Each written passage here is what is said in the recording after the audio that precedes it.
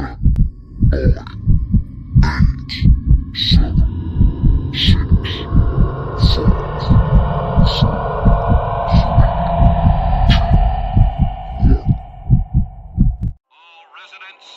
in and stay in your houses. Drive the rats in the tank area.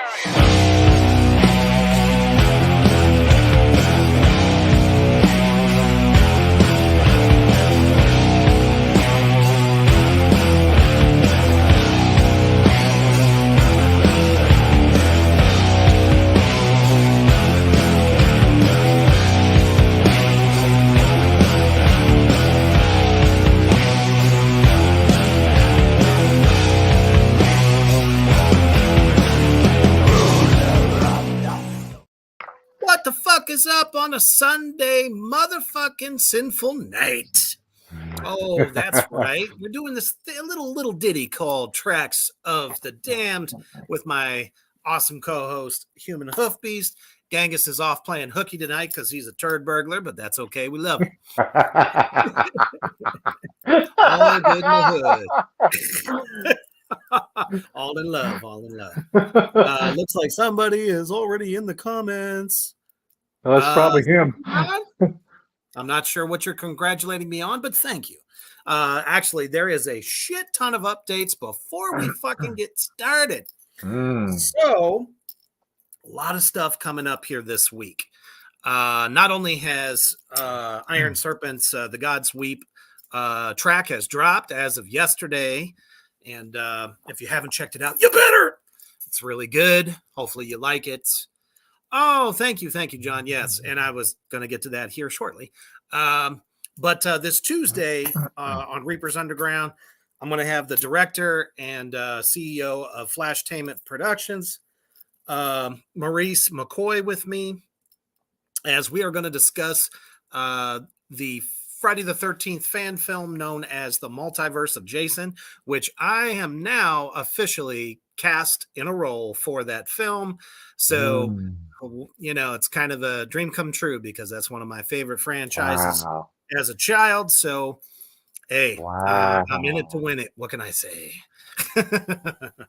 My parents took me dropped it subtly, I guess, because some people have seen it, some people haven't online, but, you know, just look around, check me out. And then Thursday, we have the director, Ryan Cavaline from Legend Hunter Films, who just put out an awesome indie horror flick known as Guts on the Chainsaw, made right in Pennsylvania.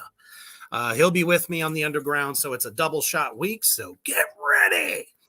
Now, we are here to talk about somebody you might know, such as these guys. Oh, that's awesome. Wait, no? Oh, okay. How about this? No? Still don't know who I'm talking about? How about this? There it is. That's right. We are talking about motherfucking Pantera. Not talking about Pantera 2. I'm talking about Pantera fucking 1. Actually, technically, they would be Pantera 2 because the first incarnation was that horrible 80s glam pick that I first put up there. So we're going to skip right over those two records. As far as I'm concerned, there's no way those two records are making it in the top 5. Hell no. Only somebody seeking some cheesy attention would choose one of those two as the top, it's in the top so 5. bad. It's so bad. But before we get into that, we're going to take a quick commercial break before we get started to count down our top 5, according to us, ranked albums by Pantera. And we urge you all to share the shit out of this, share it out. Talk to us. Tell us your top 5. We want to know. And you can always tell us we're full of shit, too. So go on YouTube and comment. Go on YouTube and subscribe.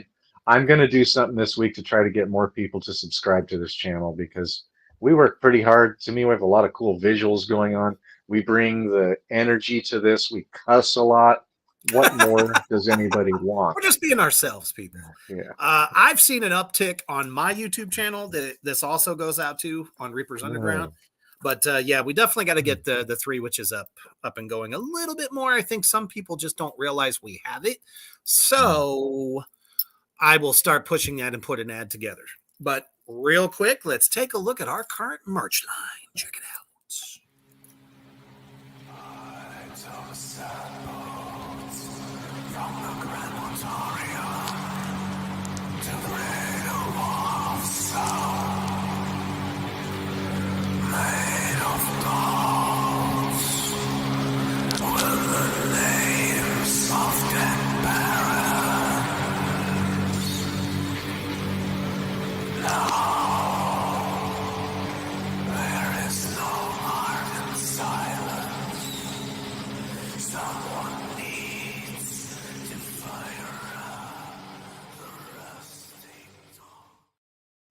All right, obviously some of those do need to be taken off. Don't worry, Brother Genghis is working on that because the Christmas edition and all that shit, we don't have that right now. But we are about to unveil the Satanic Easter shirt for this year.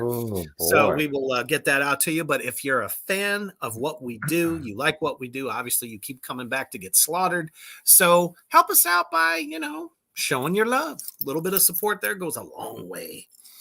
Oh, that's cool. Babylon Sun here says one of the first 3 VHS movies I've ever seen, Jaws, Friday the 13th, and First Blood.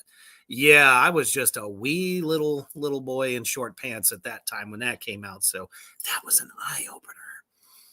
I'll always remember Mom going, time to put the pillow in your face. Just to get through a few scenes in the film. I think you all know what I'm talking about. Nowadays, I don't know. Maybe all hats are up, are off. I don't know. But anyway. Yeah, in 8th grade, when I graduated, Mom and Dad made a big deal about leaving graduation from 8th grade to go to high school. And they took me out for a special evening. So we went and I chose Friday the 13th, and the movie before was Children of the Corn. Oh, nice. It was great. Mom didn't like it very much. Not the Mom, one coming up. Yes, the original. Mom did not enjoy herself that night. Oh, I'm sure she didn't. But she never bitched. Exactly. So at least she didn't do that. All right. Top 5 albums. Keep this in mind. Everybody ranks them differently. Everyone has their own favorites. I know this. So for what I'm about to unleash, don't go nuts on me, or you can tell me to fuck off. My pick at number 5, and this is not because this album sucks or just, isn't good. It's because I feel like it was a necessary stepping stone in their evolution. Because as we know, hey, Kyler, what's up, brother? Good to see you. It was a stepping stone to what would become, let's say, their last album, because they really turned a musical corner with that album. So the one I am choosing is Cowboys from Hell, the actual debut of Pantera in the 90s. After they left the glam, they left it behind. Thank goodness. Phil got all macho and got rid of his big teased out hair. Everybody else, though, kept their hair, but they straightened it or just let it go down. So image was awesome. First, my introduction to them was the Cowboys from Hell video, coming home after school and going, what the fuck did I just witness? This is killer. So naturally, I wanted to know more. And then Cemetery Gates came out. I love Cemetery Gates to a point, only because I am just not that big of a fan of, I like power metal vocals, but he was still kind of utilizing the glam vocals from before on a lot of those songs, and I just couldn't get with it. Now, some of the stuff that he sang with, I don't know if it was Rex or Dimebag that sang backup with him. Like those kind of harmonies were really cool. But when he would hit those super high notes and give that real, glam inflection on the voice, it was just, But the music, man, was awesome. It was so different, but they didn't find themselves yet. So that is why I have them at number 5. That was my intro. I still have a few songs off that record that I love. Matter of fact, I will tell you just exactly which ones they are. I love Primal Concrete Sledge. Obviously, everybody loves Cowboys from Hell. It's a great fucking song. Let's see. Domination. Yeah, that one will always resonate with me. The Art of Shredding is another favorite of mine. Medicine Man's okay. I don't know. Some of the songs are just okay. For me, it's got to be from start to finish banger. That album just wasn't for me until we move further on into their history. Got it.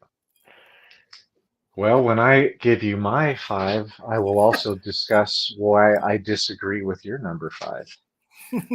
So, my number 5, I feel like Phil shit the bed and did not pull his weight. I felt he had a 5-year period when he was having his dark drug time where he did not pull his weight in the band. Vinny and Dimebag are fucking amazing. When I listen to these riffs this week, I haven't listened to these albums in the last 2 albums in a long time. But when I listen to these albums this week, and I really do like extreme metal, these are the most extreme albums, and those riffs are delicious. And they did evolve. Those 2 evolved. Those 2 were always evolving. Phil Anselmo Lex was pretty good too, though. So as a bassist, Lex is like meh. Like as a bassist, he plays along like he's fine. He does nothing special. Zero special. Oh, Nothing Babylon special. Sun, no way. His tone Really? is okay. Ah, okay. We'll have to get your thoughts on why. That's fine. So my number 5 is Reinventing the Steel. Okay. And it's not a bad album. It's just Phil did not pull his weight. Creatively, I felt like everything sounds rushed and like he didn't let things marinate. And he was just like trying to be raw because, oh yeah, it's raw. And his vocals are really extreme. He's super talented. He can do anything vocally. Like he's really damn good. I don't know if he wasn't even in the studio with the rest of the guys during that record. Right. He did his parts remotely. Mistake. Prick. Like to me, that's why. Like his vocals are really bland. They're not dynamic. Like so here's where I will differ with you on Cowboys from Hell. And it's that's not fine. just me. It's a great not effort. Just me. There's a lot of other people. You're the first one that I've heard relate his vocals to glam. What I have heard most people whenever they're talking about Pantera and the first 2 albums, especially the first album, is they relate him to the one and only Rob Halford because of those highs that he can get and his dynamic range. Like he can sing smooth, and he just had no range for the last 2 albums. So you can probably guess what my number 4 is too. But there's a reason for that though. But so I thought that as well. And then what I did is I compared his vocals to other vocalists who could come in, and I'm just like, meh. I don't think he did a good job on most of the songs.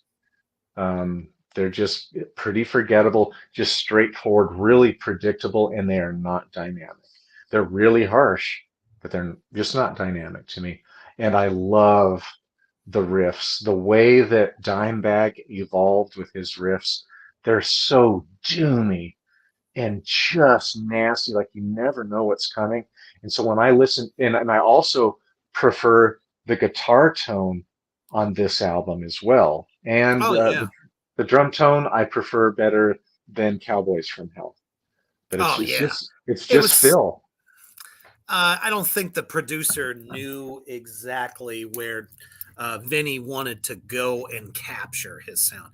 But they also still kind of were just coming out of that glam phase. So everything was still, got to be big, got to be boomy. Didn't have that. Mm-hmm. Still, I mean, the double kicks were captured pretty well, but Mm-hmm. there was just still some of those old school thinking of, let's put a shit ton of reverb on the snare when you hit it, so it goes instead of pop that you get from every other album. Yeah. Nice. Yeah. Well, that's interesting. Oh, you got more? Go ahead. No, that's about it. No, but I just like hats off to Vinny and Dimebag for that album. Like when I listened, solid, like I listened to the Great Southern Trendkill first this week, and with no distractions, and then I listened to Reinventing the Steel, and I was blown away. I hadn't listened to it this way in a long time because if you'll remember, anytime you think of like 1993 for me to about 2002, Todd was with Jesus at that right. time. And so I missed out on these albums. Like I did not go and buy them. I wasn't against metal or anything. It's just something I chose not to listen to for that time. And God, I missed out on all. I missed out on all kinds of stuff. So when I did get it, I listened to the last two albums, and I just never really liked them at first. Now I'm a big fan. So if you haven't given those two a chance, even though I've slammed Phil's not horrible. I just feel like he's not as dynamic or memorable with the choices that he made, like he was for the first definitely in a different headspace. That's absolutely, and the songwriting too. Holy cow! Which is why the same record you just talked about has hit my number 4.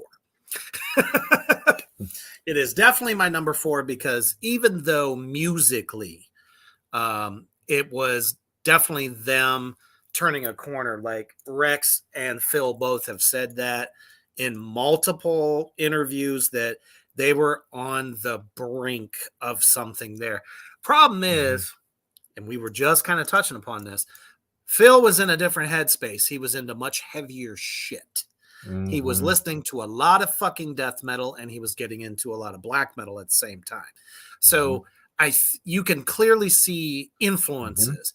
Like Vinny and Dime have always had that southern fucking, shoot 'em up, 6 shooters, like that whole, groove, like they really concentrated on the groove part of the metal. Absolutely.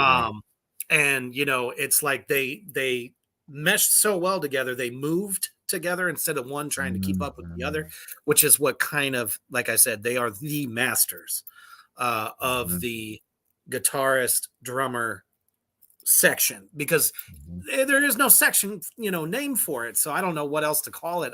It's like the new groove section is the chug and the drums, and the bass is just like, okay, I come in. yeah I'll follow along.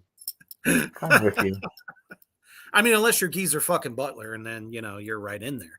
But for this band, it was definitely the two of them. So I loved everything they did there, but I have to agree, Phil's vocals don't fit the riffage. Yeah. It's just not the same. It's 2 different records. God. Is it enjoyable to listen to? Absolutely. It's just 2 different records. What's your favorite song off that album? Let me give you mine real quick, and then mine is We'll Grind That Axe for a Long Time. That song's fucking heavy. And I felt like that's where Phil did the best with the vocals on that album. Definitely. Hellbound is one of my favorites. Yeah, not bad. Pretty good. Oh, Yesterday Don't Mean Shit. That's another kind of anthem-y kind of song. Yeah. I kind of enjoy that one a lot. Revolution is my name. That's probably my best one. Fuck yeah. Absolutely. For that album, actually, I think that song in particular is the best song as a whole collective, because the rest of the tunes are fucking great too. But as a whole band, It's awesome. And I would give Vinny Hi, and baby. Dimebag a 5 out of 5 for what they did in that song and Hmm. for that album. But Phil is sometimes a 1.5 out of 5 stars, and maybe every now and then a 3 out of 5 stars. For Yeah. sure. It's just you don't know at what point you caught him. You know, everyone talks about how Vinny and Dime were like I mean, they drank up barrels of fucking whiskey all the time to the point where Dimebag would walk in and go, he'd be shaking because the motherfucker just drinks from start to fucking finish. You know what I mean? Oh, no. And then Phil is coming off of a heroin, trip or whatever. So it's Mhm. like, that's why they were having so many problems with this record.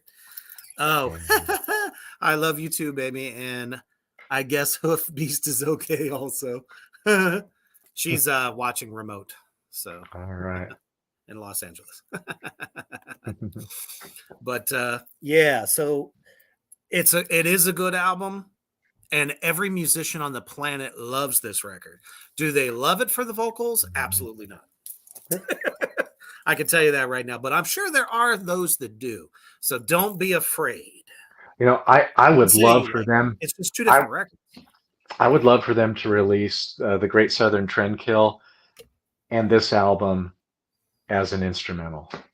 They should, Oh, I but that love is it. not what happened.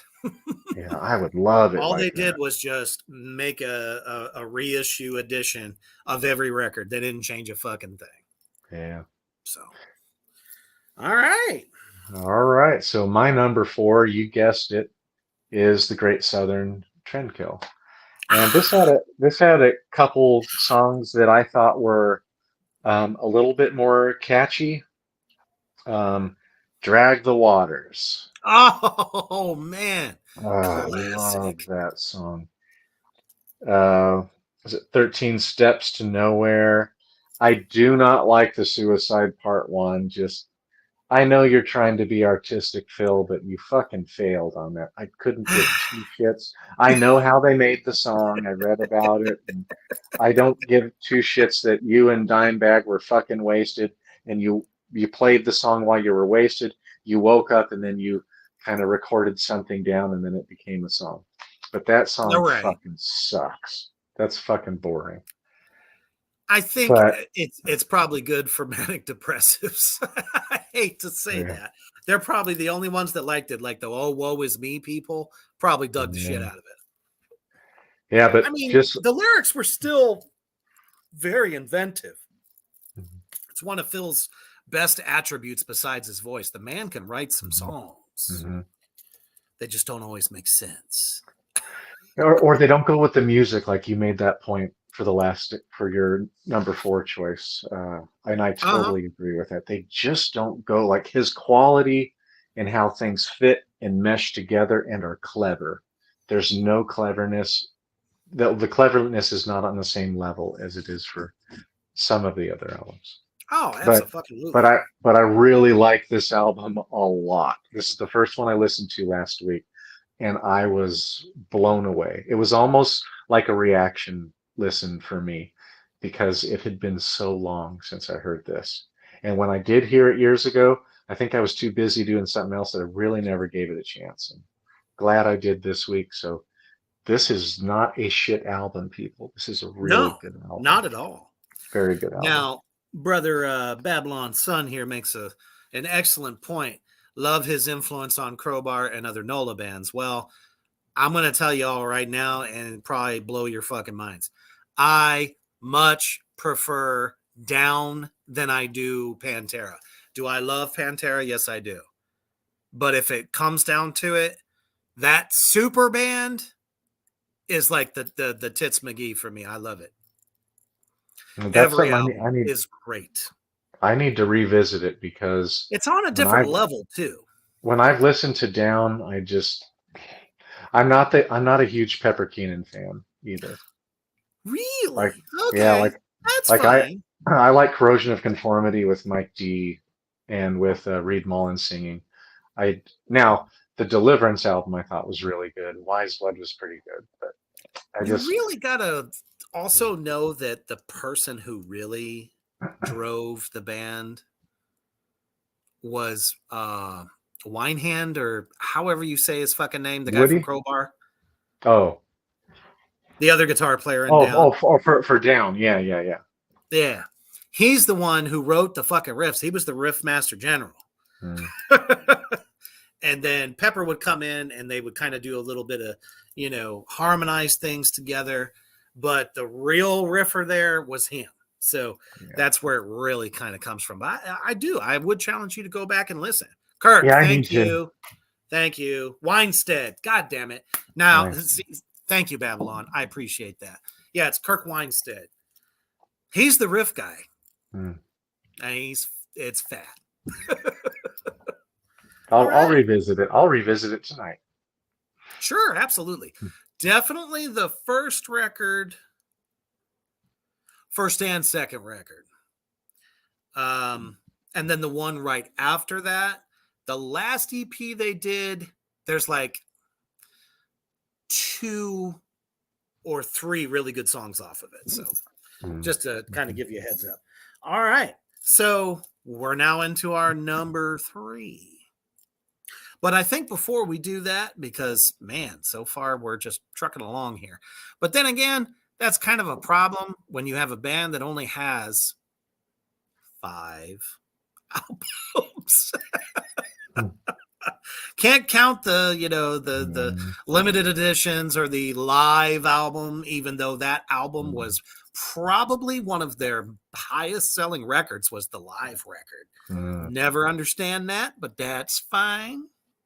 But we will take a quick commercial break. Let's see, who do we need to visit here? Yes. If you haven't checked out The Gods Weep by Iron Serpent, after seeing this and listening, I highly recommend you do it. Check it out.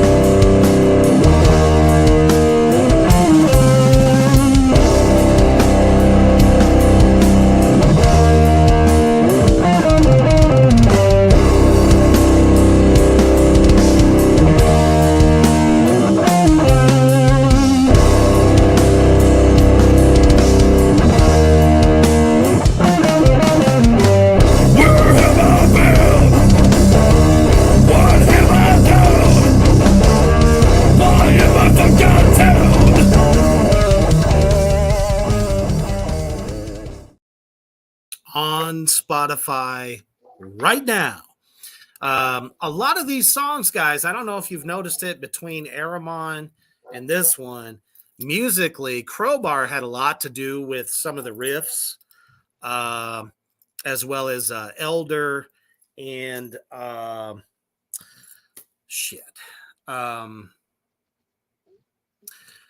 it's really interesting because for me, when I was preparing for this EP, been listening to a shit ton of the best Black Sabbath albums and the best Led Zeppelin records. I know that might actually surprise a few folks, but that's true. Because I was trying to pull back more, except for when we would change direction. And you'll see that throughout the EP, but also a lot of Down there too as well. The tone is so earthy. I really like the tone. Like I can just, We it wanted feels to like go for that it feels raw like that. sound. It feels like that tone is about 18 or 20 inches wide, and I can just grab a hold of it and wrestle it as it goes through.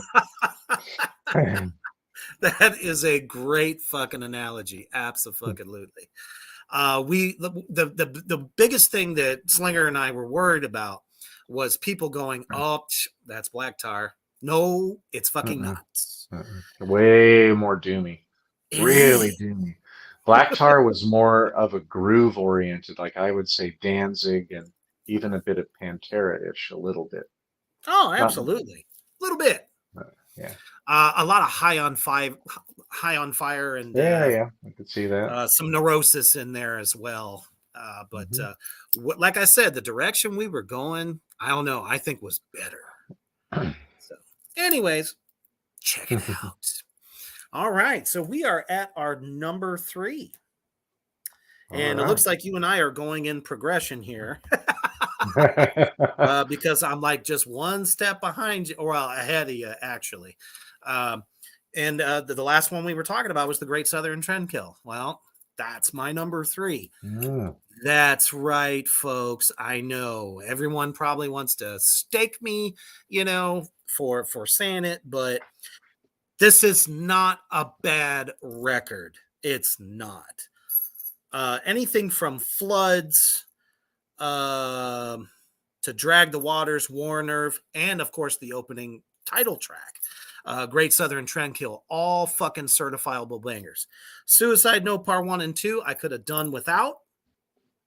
This was not yet a record that I could just go from beginning to end and love every minute of it.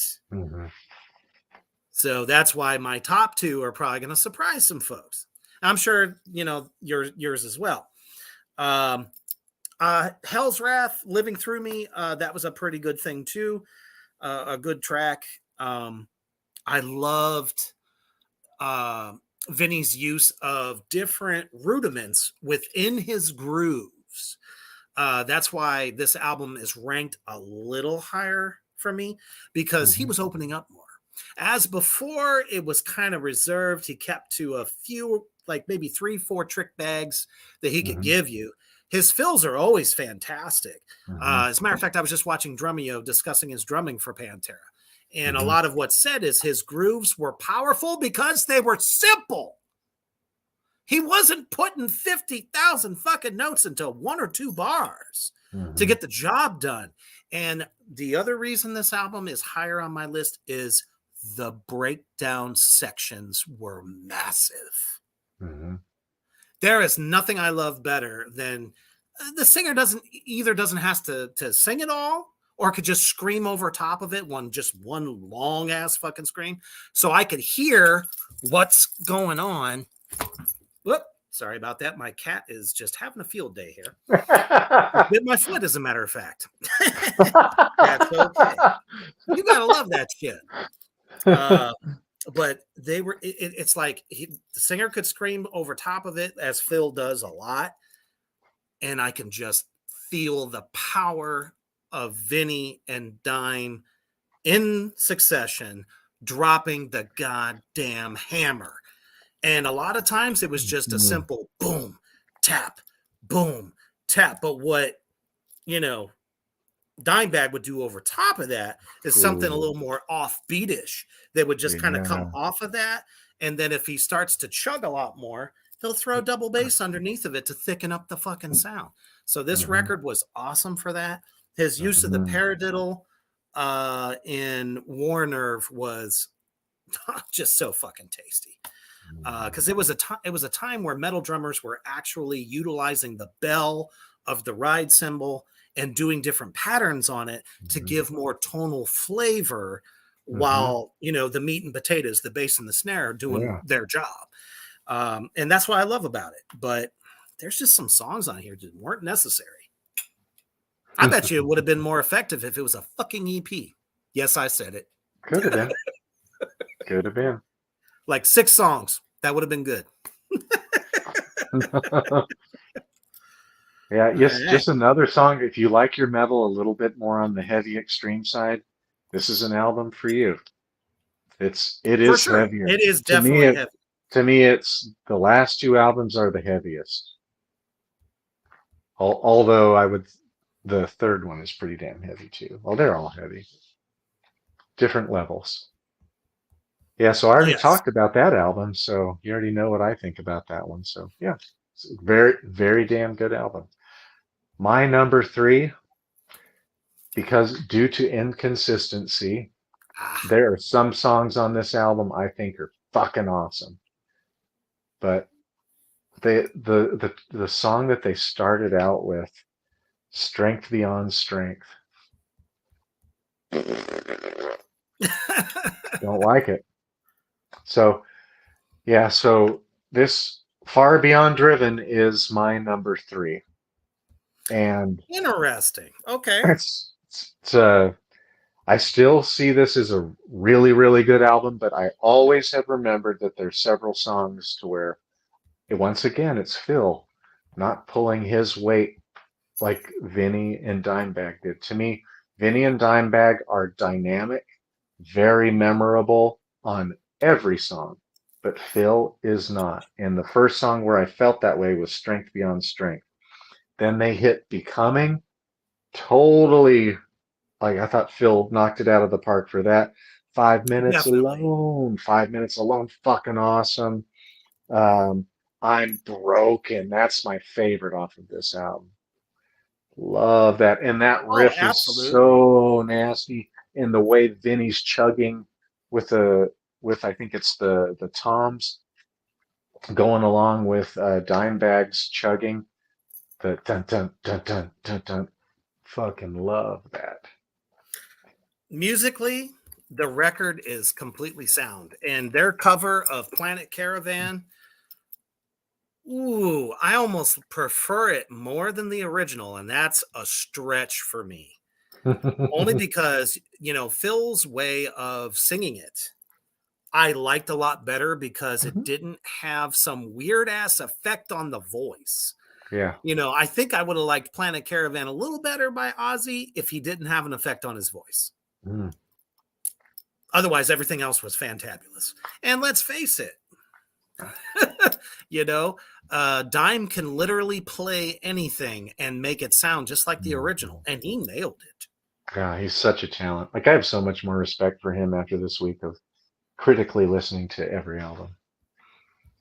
Yeah, Yeah. for sure. Planet Caravan, I so a lot of this is always going to go back to when you first listened to this. And so back then my music palette wasn't as diverse as it is now. And so when I heard that they chose of all Black Sabbath songs to do a cover of, they chose Planet Caravan, I was pissed because I didn't like that. But I knew it was good for what it was. It just didn't sound like Pantera at all. And I didn't see why they had to do that, other than they were trying to project, hey, we like to do a whole lot of drugs and be really fucked up all the time. Eh, was it that, or was it a big influence? I mean, Sabbath has influenced some of the heaviest bands in history. So I don't Yeah, but know. this I can't say that. You know what I mean? Planet Caravan sounds like Planet Caravan though to me. It doesn't sound like Sabbath. Like it's not doom, it's not metal. It's something For else. sure. I mean, they're It's definitely its own not. thing. Yeah, Yeah. agreed. But yeah, I mean, I don't know. They were kind of notorious for throwing little songs in there like Yeah. that. So, All right, number two. absolutely. Okay, my number two. We're still kind of in succession here. I'm one step ahead of you. Far Beyond Driven is my number two. Um, that first song, 5 minutes alone, not the first song on the Mhm. album, but the first one they released, because this was before I actually bought it. Mhm. This was kind of a time, I hate to say that I was a part of the MTV generation, but I was. Mhm. So I was like, I can catch the video if I catch a vibe off of it, if I like what I'm hearing, that's how I found Typo Negative and some of the other great bands of the 90s, Marilyn Manson when he was good. So I saw that video and I was like, oh shit, they upped their fucking game. Because the success of Vulgar Display of Power was just like, whoa. Ooh, yeah. That's going to be a hard one to follow up, right?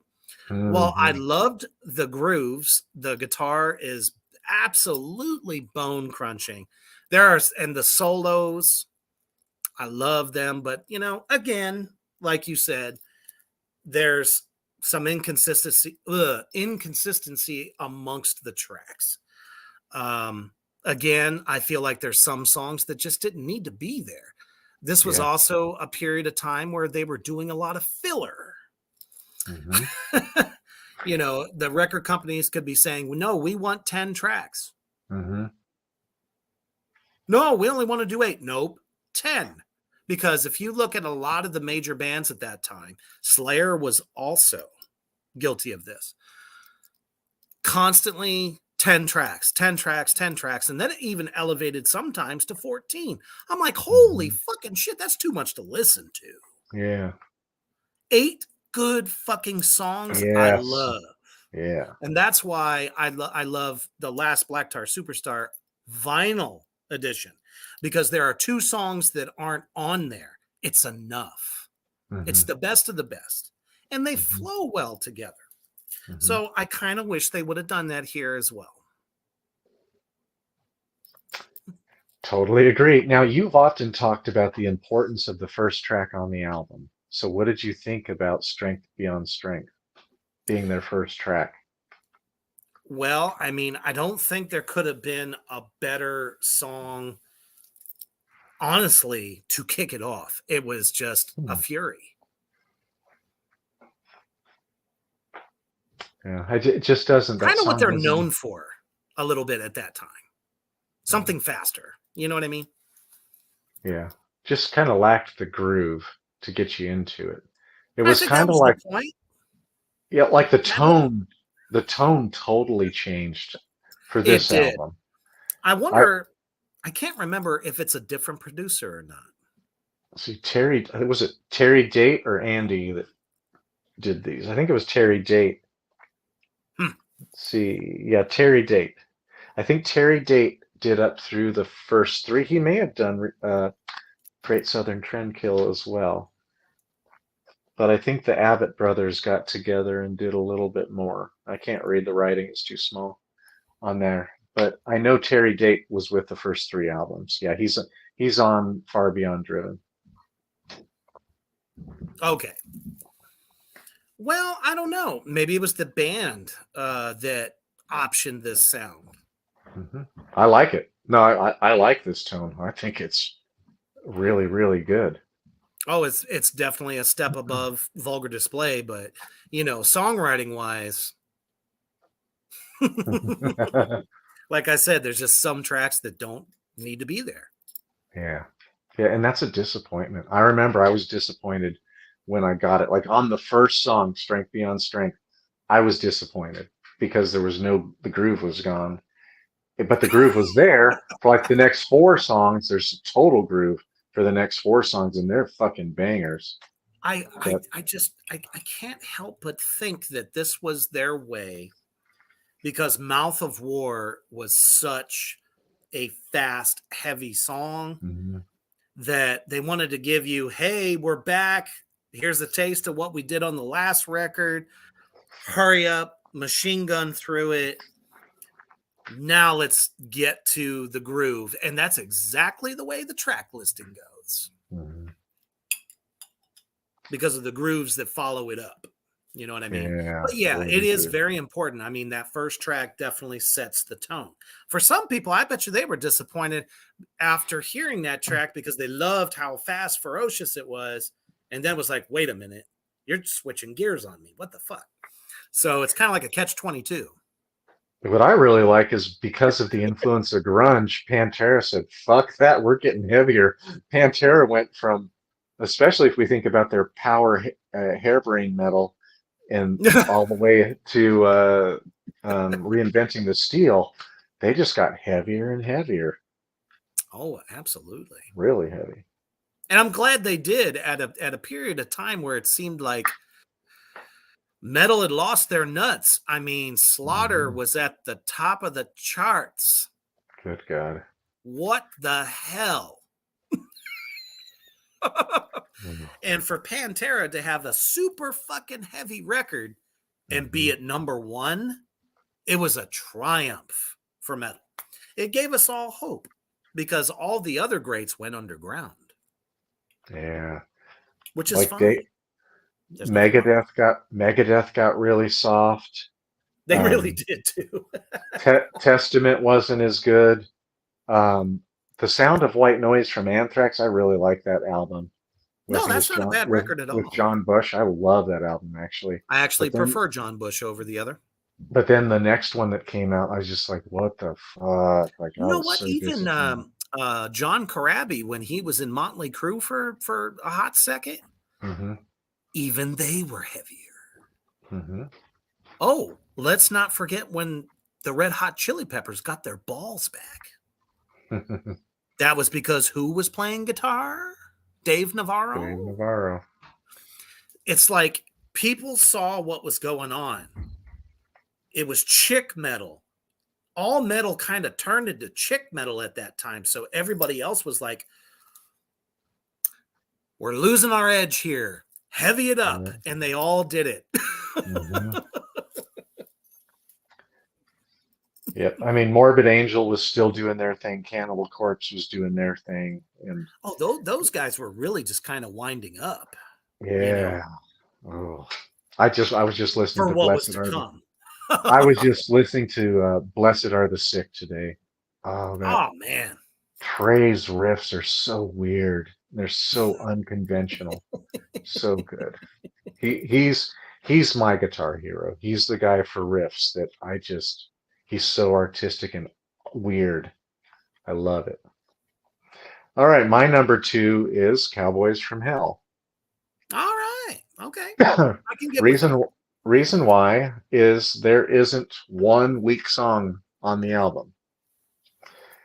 They and I do like how, to me, this is Phil's best performance because of how dynamic he is. I like, and I've never thought of it as related to hair metal. I always related to like Rob Halford Which for is which is totally fun. and him showing his range. Like I always loved his range. I mean, he could sing chill and smooth. He could get the high kind of witch screams, and he Oh yeah. could. And now I could tell that his growls weren't as developed as they became for Far Beyond Driven. When he hit Far Beyond Driven, I think all of the vocalization during Vulgar Display of Power, really, he built up those folds, the false folds and stuff that you need to. They have to get big. You can't just, hey, I'm going to be a death metal or an extreme metal vocalist. You can't just do that. You No, have to it's build it lots up of practice. a lot too. Like there's some days I'm like, oh, I didn't practice today, and so I was like, I'll start doing my low growls, and because I have to build those up more, because I'm going to feature that Mm-hmm. on my new album a little bit. So this album, though, to me, Cowboys from Hell, I think that was a great opening song for the album. Absolutely. Set the Yeah. tone for the whole record. Primal Concrete Sledge is so That's heavy. my jam. I mean, It's everything. just like uh, uh, uh, uh. Yeah. Heresy, domination. Oh my God, the art of shredding. Like, Oh, to me, especially domination. there's no weak song on this album. To me, it was hard for me to choose between one or two, but critically, I came up with my reasons for our number one. Um, but Cemetery Gates, when I heard that, and I really liked his long mohawk because in the 80s, I was really into punk and hardcore. I really liked GBH. I really liked The Exploited. I liked Sam Hain, what they were doing, the Misfits, even the Descendants, the kind of pop. I liked that as We well. should But do like a double show, like do the Misfits and Sam Hain together. because Oh yeah. you're like the first person that really loved one of my guilty pleasures, and that was Sam Hain. A lot of people didn't like it. I fucking loved it. It was like so showing you where he was gonna go. It was like the opus to what was about to happen. So Oh. that would be so much fun. The Candace album would be with so pissed. the album where they've got their three heads down with their devil locks down and blood. I was just like, oh my gosh. And it was legit goat's blood, people. And the church ladies would not have liked that. Oh no. For But sure. one hell of a debut album. Thank you, Pantera, for this album. Definitely. I never liked the album work, cover art. I never liked it. It's poorly photoshopped. Like It was a they're too Texas dark. thing, Yeah, obviously. they're too dark, and the background you can tell it's totally photoshopped. Like they didn't do a Well, great job of that. technology back then was not that great.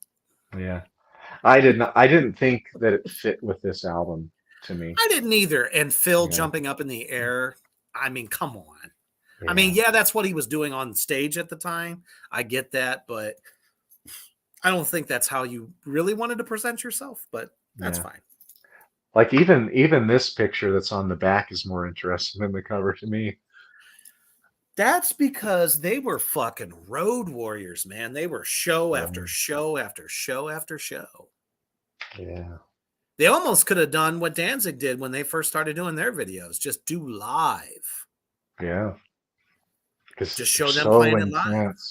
so intense, and to see Dimebag's huge mane of hair just bouncing around like all the time. Legendary. Man.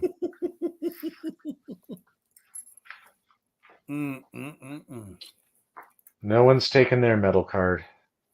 Nope. Never. All right, You reveal know, our number one. absolutely. I kind of figured we had chosen the cream of the crop for the number one record. Mm-hmm. There's no other way to put it. Vulgar display of power. When you see that front cover, and that is a legit photo, people. Don't get it twisted. Now, did he actually punch him in the face? No. But what they did was he pressed his fist against his cheek, kind of like contorting his face, so that you got the feeling that you were about to get punched in the fucking jaw. And that's exactly what this fucking record does. Do you know who that looks like? What's that? Who does that look like? It looks like Dime. Oh, really? To me, it looks like One of their roadie guys. It looks like the lead singer of Queensryche. It really does. That's When he what had I've hair? always. That's what I've always thought who it was. I've always thought it was because at that time they were totally pussed out with their music. I mean, they still made a good album, but like the guitars are way in the back. It's like real kind of poppy, made for MTV, and not Headbangers Ball. They should have made it Kip Winger. Yeah. Well, somebody apologized to Kip Winger recently. I don't know if it was Dave Really? Mustaine or it was Lars Ulrich. It's probably Somebody Lars apologized. Ulrich for throwing a dart at his poster Yeah, that's what it was. Yep. Yeah, he recently apologized to Kip Winger. 100 years ago. Yeah. It was like 95, I think. And I It think was right Winger around wasn't when the even Black Album came out. Yeah, Winger was it was actually when they were recording that. Yeah. Yep, because it was in the video Nothing Else Matters. What a pussy fucking song that was. I totally revoked their metal card at that point. Yeah. I heard that bullshit and I said, you know what? You are wearing women's panties. You are wearing dresses. You got hose on, and I'm sure. And they're wearing them comfortably too. Yeah. Like Which is there's nothing why hanging out of those panties. No, Everything's fitting perfectly in those panties. smallest balls in the business. And they talk so much shit when they were touring Kill 'Em Oh yeah, All about not selling out. And exactly. they were in the what the hell was the name of that club in San Francisco? They were such a big part of that club, and they were like Uh, big on posers. They did not tolerate posers. And here they are, 10 years later. the biggest posers in the bunch, just for some fucking money. Yeah.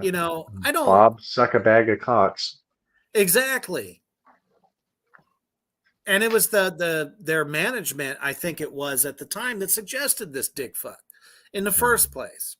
Sorry, folks, we are very passionate about this period in time. But you know what, though? We also have to thank Bob the Cock at the same time for dethroning Metallica from their perch and allowing Pantera to emerge.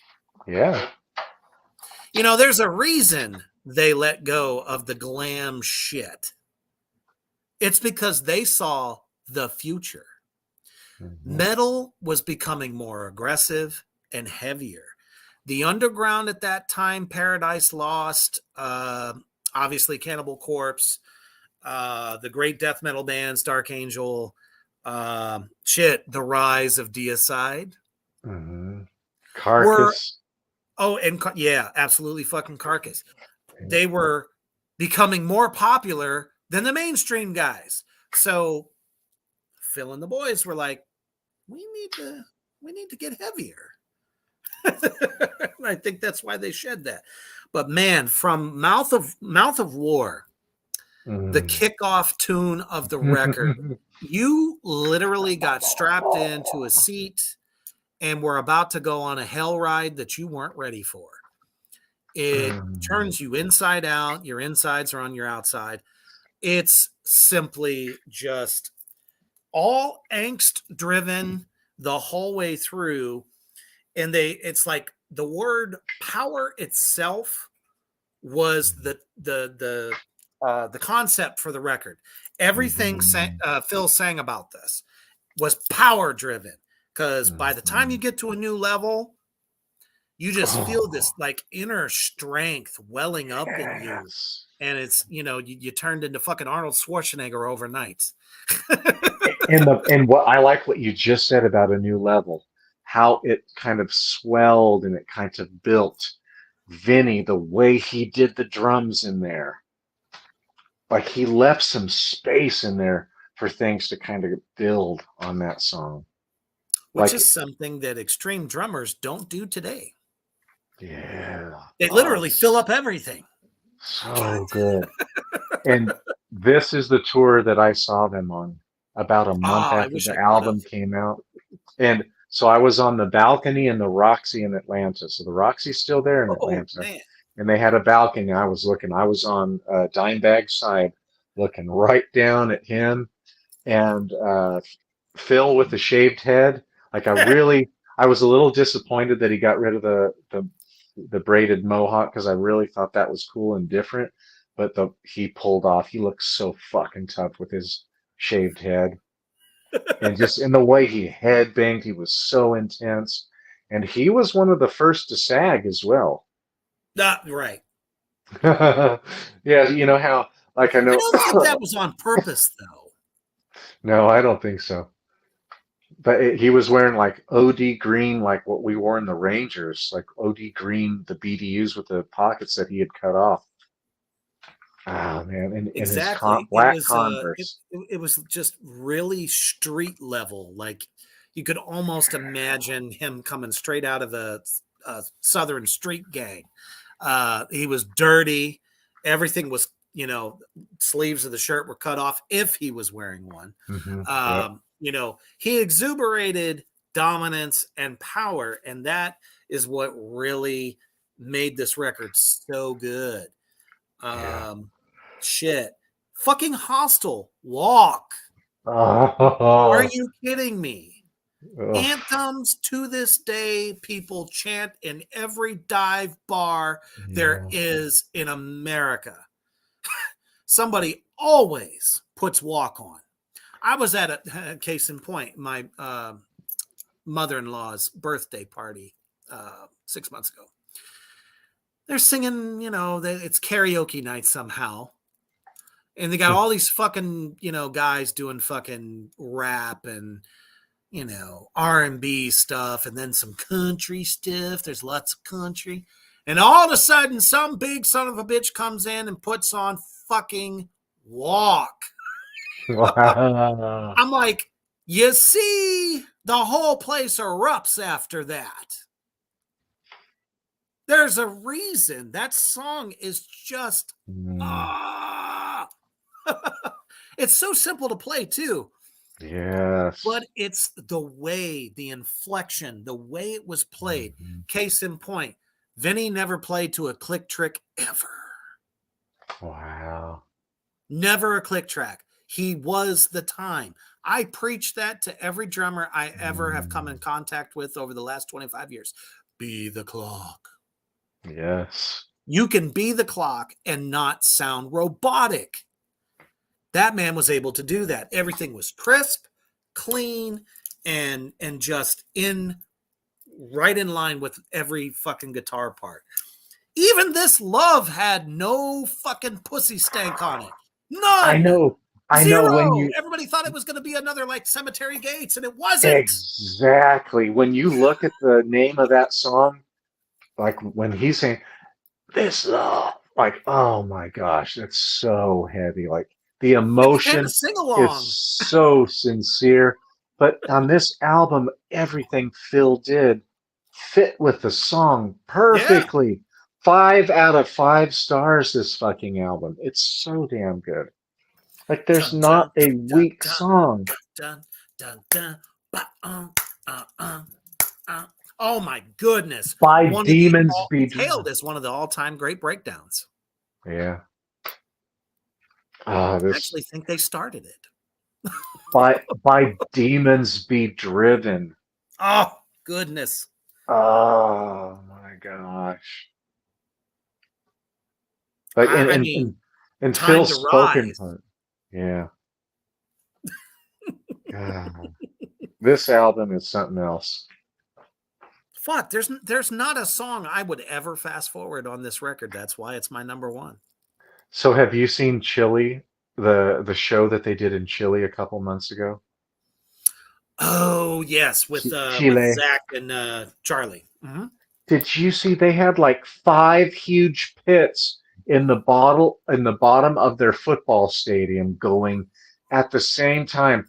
Like they're number 1 in the world. Nobody is that batshit crazy at a show as Chileans are. Oh, for sure. Bow down. The whole world bows down to them. That's the best crowd I have ever seen. Now in Russia, when the famous Domination video from Pantera, that was pretty crazy too. But this one, I've never seen anything like it. Like there's like 5 pits going on at the same time, and everybody's losing their shit the whole show. And that is exactly what just makes me laugh about every naysayer there was when they first started talking about these shows that were going to start. I'm like, are you fucking kidding me? Mm-hmm. You motherfuckers were the ones bitching for, almost 10 fucking years. We want Pantera. We want Pantera. We want Pantera. And they give it to you. And guess what? You're at the show and you're fucking loving it. Mm-hmm. Even the dickheads that watched it on YouTube were like, I was wrong. Fuck yeah, you were wrong. Of course it would be better to have Vinny and Dimebag there. Of course. But it's a tribute to them. It's honoring them. Yep. And it's totally still sounds like their song, even though Zakk Wylde is doing his kind of own thing. And I don't like that he did it that much to the extent that he did. I wish he would have paid a little bit better homage to him, but I don't think Dimebag would give a fuck. I think no, honestly, I don't. I think Dime is not rolling over in his grave. I think he's saying that's my best fucking friend in the entire fucking world. Yeah. next to Vinny, of course. So, you know, if he had a third brother, it was definitely Zach. Yeah. And Vinny, he wouldn't shed a tear over what Charlie's doing. Finally, the beast has been unleashed. Yes. There's nobody better to play that part. And I thought about so many different drummers, and I'm thinking they're going to overplay it. They're going to overplay it if they do it. All the guys that I came up with, I almost came up with a list of like 5 different fucking drummers that could fill the slot. And I'm like, Charlie, man, he's been held back for 20 plus years. Oh my God, especially in the 80s. The drumming with the Anthrax songs in the 80s is Like, you know, when you brought up like when Lars. the other singer was with them, Yeah, Charlie John was Bush. like kind of unloading a little bit there, really showing what he could do. Yeah, that album's really fucking good. The Sound of White Noise. It's really It's good. groovy too. Yeah. Something That's- that the Belladonna days were not. There was no groove there. I don't know what you call it. I mean, yeah, they were thrashy, but I thought I thought Stormtroopers it was of Death was comical way at the better. same time. I thought Stormtroopers of Death was way better than them. Like Yeah, the Among the Living album to me is so overrated. it Fistful of is. Metal is really overrated to me. Like when I compare, like to put them in the big three or the big four, no. Like I don't think Pantera, if they were just a few years earlier, they would have been it. Like to me, if Absolutely. I think if Dimebag and Vinny could see that the video footage from all these shows that these guys are pulling off right now, oh my gosh, I They're can't so believe good. it. It's huge. Like I really don't want to drive 3.5 hours, but I might do it because I think they're in Atlanta toward the end of July or it's earlier August, and that's going to be one hell of a hot damn show. But I'm going to see Ghost is coming with Amon Amarth, and they're playing a big. They're playing fucking South Carolina. I can't believe it. Like less than an hour from my house. So yeah, I'm going to go see that. I wish I could. Well, come on down, hang out. I'll I'll tattoo a big demon on you as well. Absolutely. But yeah, man. The level of hate. There was one comment that really stood out to me more than any other comment that I saw when Metal Injection did their big fucking, reveal or whatever. They're like, Pantera is not needed today. Really? Not needed, you say? What did they represent to you? And obviously that was someone who was probably a little fucking shit at the time that they were at the peak of their career. That demand has never left. And it's evident around the world. I'm just shocked that they could sell out those stadiums like that this far away. Like Of course when they I can. think about like my daughter, I can't believe it. She listens to fucking DJs. She thinks DJs are really cool. Well, Slinger is actually going to Pennsylvania to see them play because that's the closest state. Yeah. You're going to see people our age mostly, but you're going to see legions of 20-something-year-olds there too. Guaranteed. There, I mean, if you go on YouTube, and I know everybody out there in Three Witches Land have done that, every fucking cover video that guitar players do at the age of 20, 25, even 30, goddammit, they're all fucking Pantera songs, a lot of them, along with other bands too, but still, it's always included metal guitar players. They're not just trying to play whatever's hot right now. God damn it, they know what the best of the best is. And it's really going to be interesting to see American crowds when Pantera does the US, because Europe, man, sometimes I hate to admit it, but they're the best metal fans in the world. Mm-hmm. And South America. Yeah, South. Oh my gosh, like watching And Chile and Mexico. Mexico loves their metal. yes, they do too. And I would dare even say Australians too. Their Aussies are Oh, coming up there is pretty big. amazing fucking music that comes out of Australia. Yeah. And Megadeth just played some big shows in Japan lately. Yeah, let's not forget about Asia. They love their metal too. Yeah. Just we excuse them for baby metal. Now I saw you'll love this. Yeah, I fucking hate baby metal. Oh my god, fucking again. Yeah, don't get me on one. But I saw one of your favorite bands in Thailand, Dream Theater.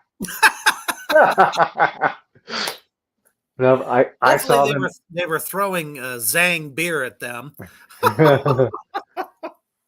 That was a really kind of chill crowd. But when Pull Me Under came, people got pretty excited. I like their newer albums. I don't like I like the first two, and then Metropolis I never cared for. Metropolis 2 I never cared for. It's too complicated, too much googly gawk, and it's all wankery, and I don't like it. And I know I hate on them so much, but you're never gonna be Rush. No. You're just never gonna be that level. Mhm. Even though that it's a heavier version, it's very metal driven, but power metal, you ain't gonna be Iron Maiden either. It doesn't matter how complex you get or how much you can, fucking stroke yourself off to make you look and sound like something more than what you really are. You're a bunch of assholes that are overachievers and just want to fucking go, everybody else sucks compared to us. That's why they're not at the top of their game. Never will be. 4 out of their last 5 albums, though, they would make my top. 3 of those albums would make my top 5. Out of their, they did one concept album with robots, and it's not all that good. But the other 4 kind of overdone, though. Pretty damn Bear good. Factory did a better job at that. Yeah, totally, absolutely. All right, brother. Man. But you know what? I think the biggest thing I came away with is how dynamic, out of everybody in the band, Dimebag was. And I'm not just saying that because everybody gloats over him, but he's so dynamic, and especially on the last 2 albums, where he brought the element of doom in in his guitars. It's the tone is different, and it's much darker, and it's wonderful.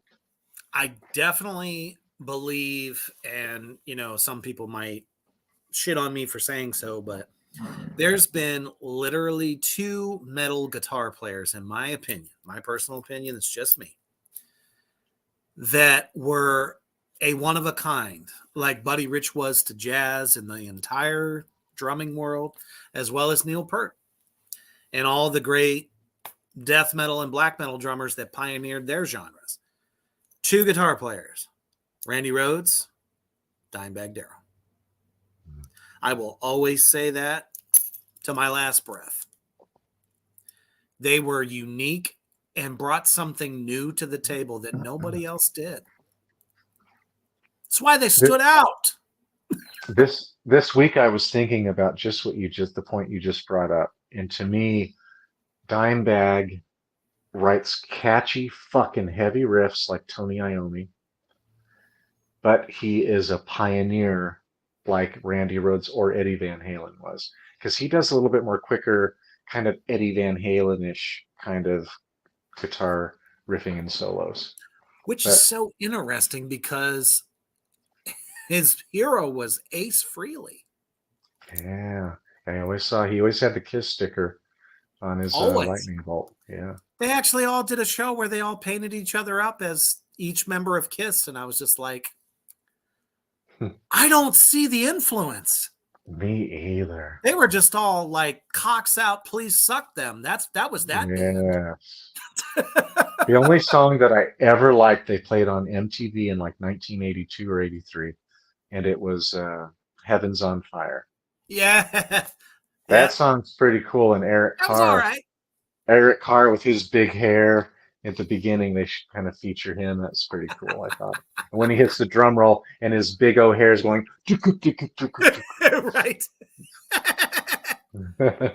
I also liked him again when I heard Psycho Circus for the first time. That was a pretty heavy tune for a band like that. I didn't think they could pull that shit off. But they did. Fuck you. Man, thank you all for joining us on this fantastical, sinful Sunday. We hope that we didn't piss anybody off because this band is just synonymous with fans that are so fucking passionate that literally broke the internet when the reunion, because it's not really a reunion, it's a tribute, literally broke the internet and caused people to get in text wars, is what I like to call it, saying so many hurtful things to people that are just either purists, and it's one of the worst forms I have ever seen. People, you got to give it a chance.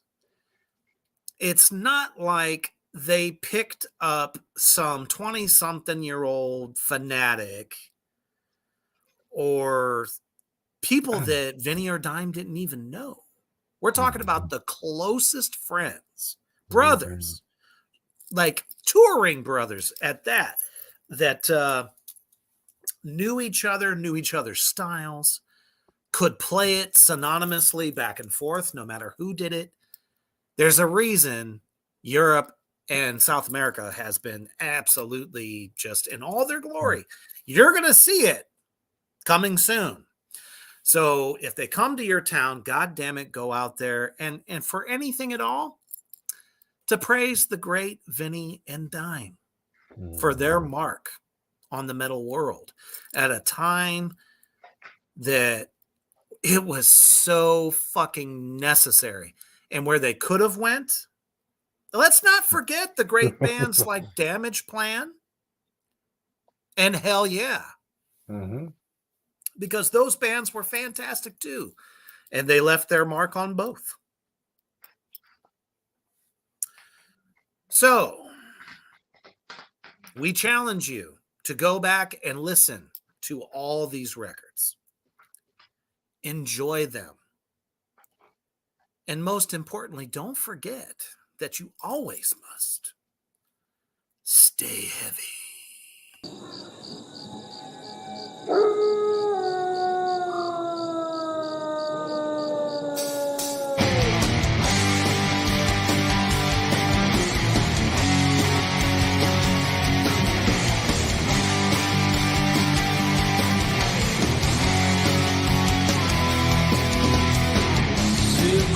Rotting in this wasteland.